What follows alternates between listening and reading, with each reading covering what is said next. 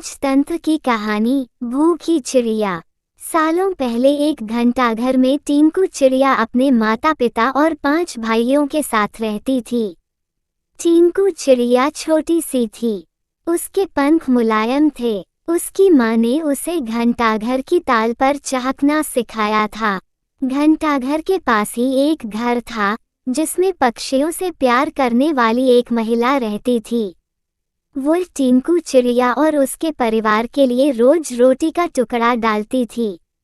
एक दिन वो बीमार पड़ गई और उसकी मौत हो गई। टिंकू चिड़िया और उसका पूरा परिवार उस औरत के खाने पर निर्भर था। अब उनके पास खाने के लिए कुछ नहीं था और न ही वो अपने लिए खान जुटाने के लिए कुछ करते हैं।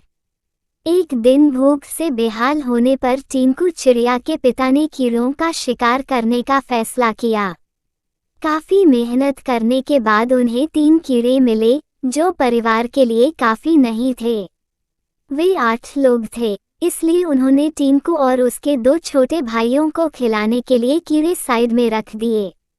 इधर खाने की तलाश में भटक रही टिंकू, उसके भाई और उसकी माँ ने एक घर की खिड़की में चोंच मारी ताकि कुछ मिल जाए, लेकिन कुछ नहीं मिला।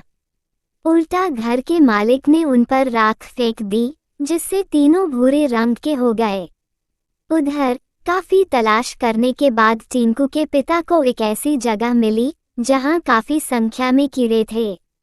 उनके कई दिनों के खाने का इंतजाम हो चुका था। वो जब खुशी खुशी घर पहुंचा तो वहां कोई नहीं मिला। वो परेशान हो गया। तभी टिंकू चिड़िया, उसका भाई और माँ वापस लौटे तो पिता उन्हें पहचान नहीं पाए और गुस्से में उन्होंने सबको भगा दिया। टिंकू ने पिता को समझाने की काफी कोशिश की। उसने बार बार बताया कि किसी ने उनके ऊपर रंग फेंका है, लेकिन टिंकू के हाथ असफलता ही लगी। उसकी माँ और भाई भी निराश हो गए, लेकिन टिंकू ने हार नहीं मानी। वो उन्हें लेकर तालाब के पास गई और नहलाकर सबकी रंग हटा दिया। तीनों अब अपने पुराने रूप में आ गए। अब टिंकू के पिता ने भी उन्हें पहचान लिया और माफी मांगी। अब सब मिलकर खुशी खुशी एक साथ रहने लगे।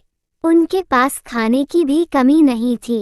कहानी से सीख, कभी भी किसी पर पूरी तरह निर्भर नहीं रहना चाहिए।